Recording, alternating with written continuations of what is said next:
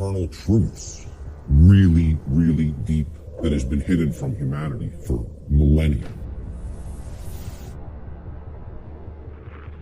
This is what they don't want you to know. The real law of attraction and how to apply it in your life. Many people will be familiar with the New Age variants of the so-called law or laws of attraction. And this is going to differ quite widely from what people have heard in the New Age community, in the New Age movement regarding what the law or laws of attraction are. These are the real laws of attraction you're going to be hearing today and hopefully understanding today. Human beings everywhere say that they want certain things in their life. And they say that they want certain things to be present for all humanity. We say we want certain conditions to be present for ourselves and our species as a whole. And we say we want things such as happiness, health, peace, prosperity, freedom, etc. And all these things are great things to aspire to. And we say we want them. Most people will say and tell you we want these things. There are requirements for obtaining the conditions that we say we want. Requirements exist in nature. It does exist. If you want something to be different than the way that it already is, than the default conditions, then requirement exists. If you're okay with things being the way that they are now, requirement doesn't exist. There are no requirements to creating change. You just accept the default conditions the way they are now and go on with your existence and accept it's going to be this way and possibly get worse. But if you want real change to happen, requirements exist. And this is what many New Age teachers will not tell you, or they'll outright deny that requirements exist for creating real change. Specific requirements exist in order for human beings to obtain the conditions that they say they want. If the requirements for obtaining those conditions are not met, those conditions do not just magically manifest by magical means automatically. It's not how it works. This is a key concept to understand. We need to know certain things. Knowledge is required. Knowledge. Knowledge that will spur us to action. That's what's required. This knowledge is occulted, meaning hidden. But what you have to understand right off the bat is that the word occult is simply derived from Latin, the Latin adjective occultus. Occultus in Latin means hidden, hidden from sight. The information regarding natural law is occulted knowledge. It is knowledge that has been hidden from humanity. It's held by the few, which is represented here at the top of this pyramid. You can look at this as a pyramid representing knowledge or ignorance. At the top of the pyramid, you have knowledge. The higher you go in the pyramid, the more knowledge. But the pyramid tapers because at the top, very few people understand that information. Down here, you have no knowledge. Ignorant masses. What is this occulted knowledge? Occult knowledge constitutes two things. There's two general bodies of occult knowledge. In the actual mystery traditions and in occult schools, they talk about these as arcana. A-R-C-A-N-A. The word arcana is also Latin. It means knowledge. It means it's dealing with the individual units of consciousness. The human psyche, the first major body of occult knowledge, constitutes knowledge of human consciousness, how it works, how it operates, what our motivations are. The second body of occult knowledge is called the greater arcana, or the major arcana.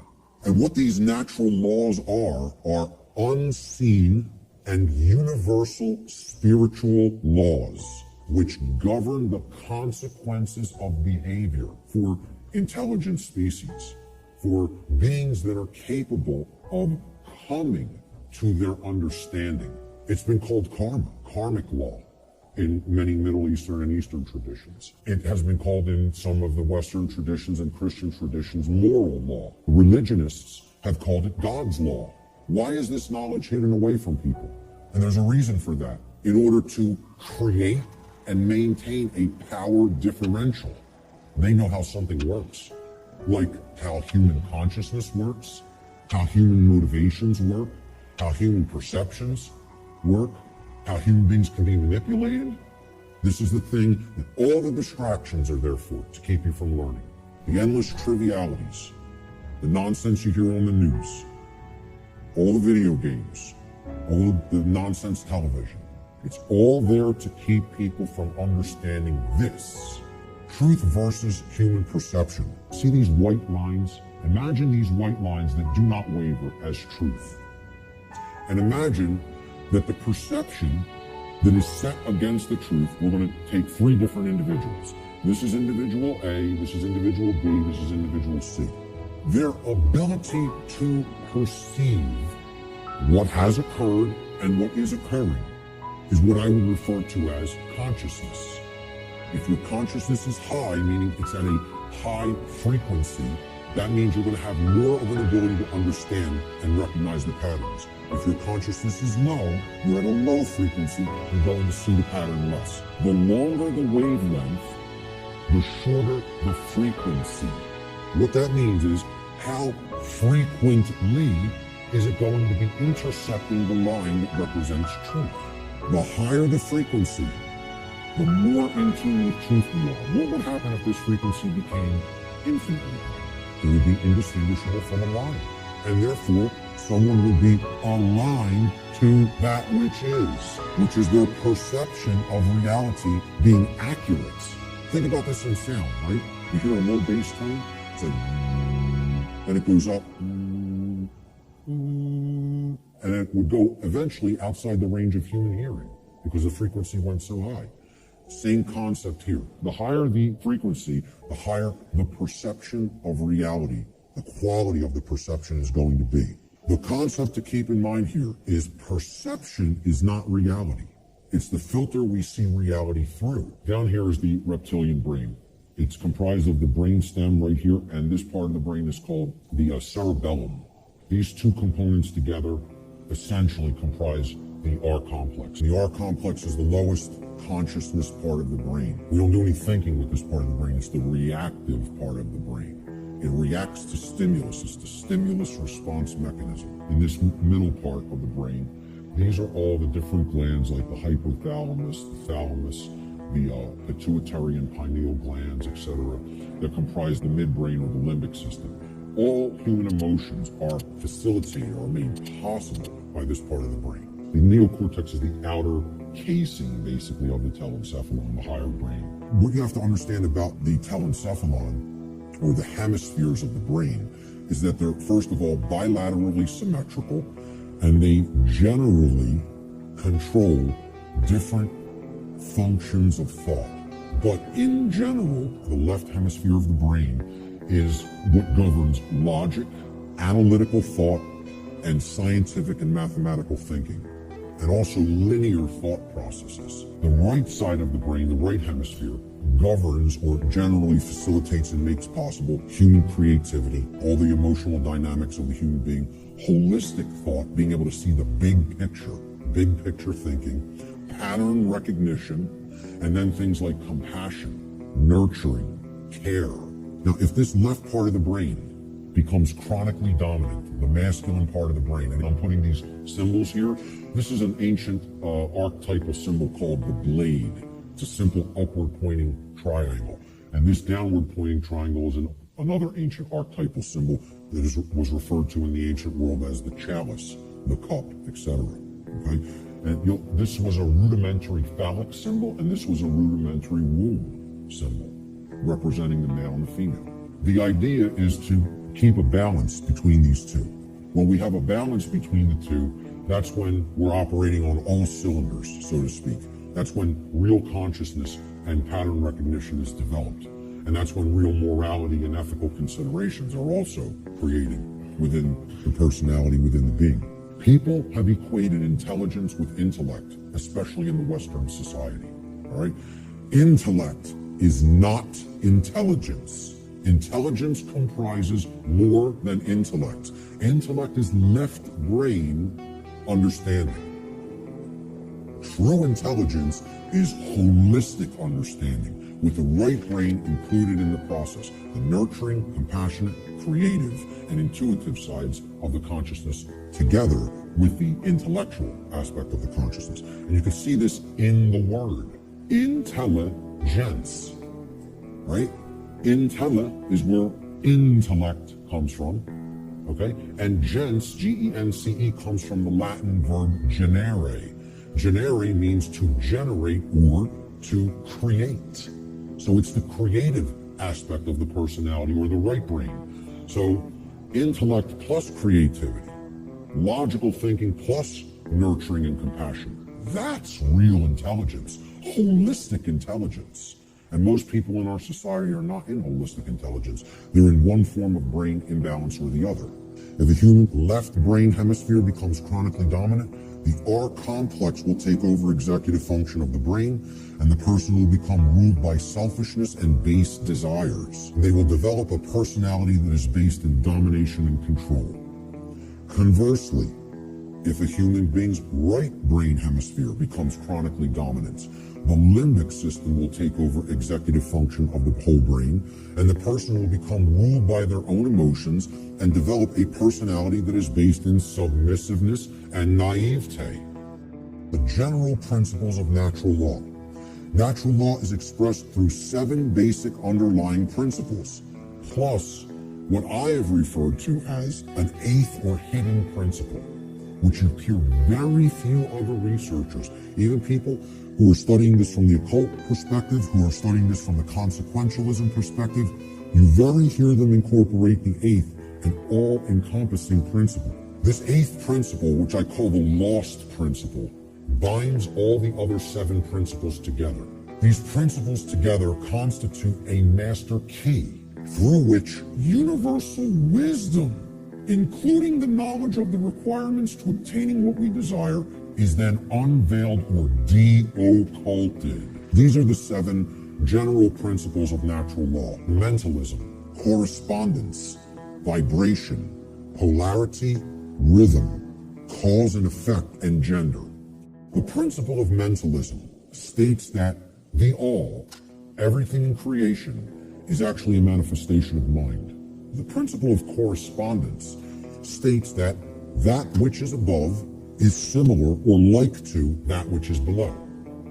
So what this means is, it's a mirror, okay? The above is like the below is like the above. The principle of vibration simply states that there is no such thing as rest. Everything vibrates, and at the most fundamental level, the universe and every single thing which comprises it is ultimately pure vibratory energy that is manifesting itself in different ways, different frequencies, different vibratory forms. The principle of polarity states that everything has a dual nature to it. There are polarities in everything that exists, okay? Everything has poles, everything has its pair of opposites.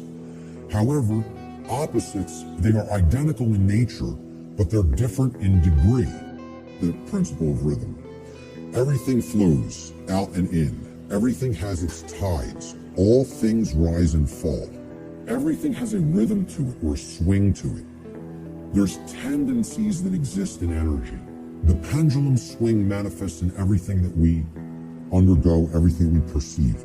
The measure of the swing to the right is the measure of the swing to the left. It's just an opposite. It's perceived as an opposite. Rhythm will compensate. This is the principle here in natural law that most fits in with how I'm using the term natural law today.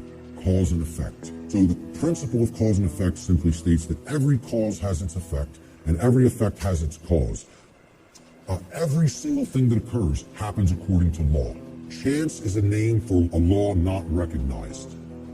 There are many planes of causation, but nothing escapes the law. You cannot change the past. You can change what it is starting now and make sure that it gets changed in the future. But right now, what is the truth, and all you can do is accept that or reject it. The final principle of the 7 principles of natural law are gender. Again, I'm going to talk about an 8th lost one. Gender exists in everything. Everything has its masculine and its feminine components or principles. We've already seen that when it comes to the human brain, consciousness, worldview, etc. Gender manifests on all planes of existence: spiritual, mental, physical, everything. This next section is what I call the lost principle. This is the 8th principle of natural law, which binds all of the other principles together. It's the container inside which all the other principles fit very nicely and neatly. However, it's lost because we're not exercising it. See, we already looked at 1, 2, 3, 4, 5, 6, 7 principles of natural law. And there they are represented by these circles overlapping each other. Here's the 8th circle, the seed of life. Now, what happens from a seed? It grows. It generates something. It creates something. Here's what that principle is. It's the 8th or the lost principle.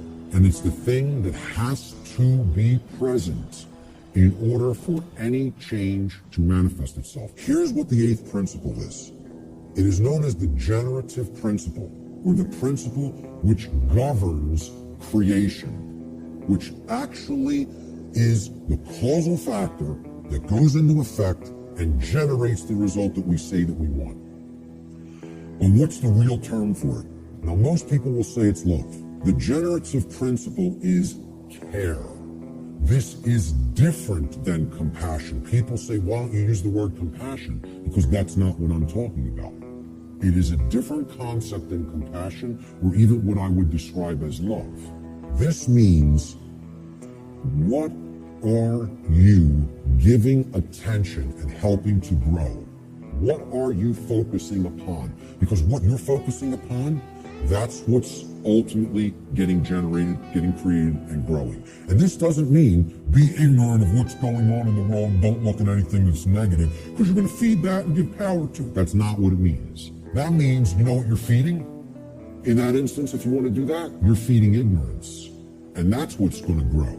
It's the exact opposite that the New Agers want you to believe that it is. By ignoring the negative, you are ensuring that more of it occurs. You are fueling it by ignorance. This is what you're giving your energy to. This is what you're focused upon. This is what you actually care enough about to do, to spend your time on, to put your attention on, to manifest in the world. That's what I'm talking about as care. That's what generates our experience in the aggregate. Most people don't care about what's really happening.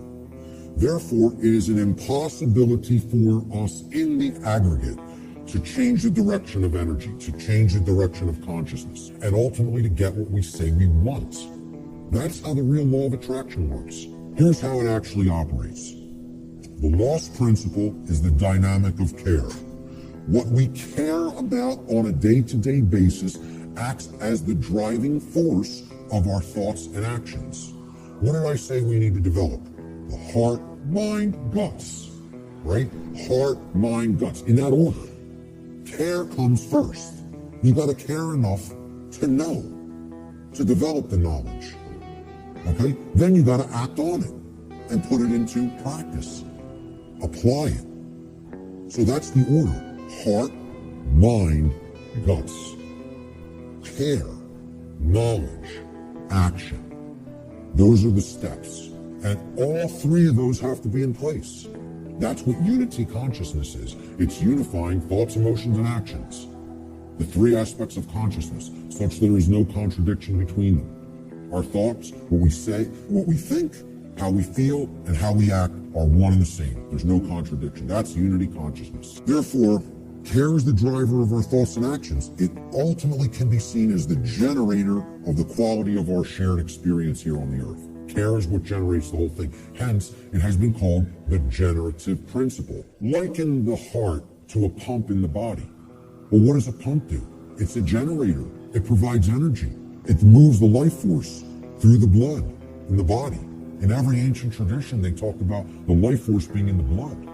The heart is what pumps that through the whole physiology and enables us to continue to sustain life. As important as the brain is, which we just talked about the importance of it, the heart is ultimately what's generating the experience, because what we care about determines what we think about on a daily basis most of the time, and therefore how we behave.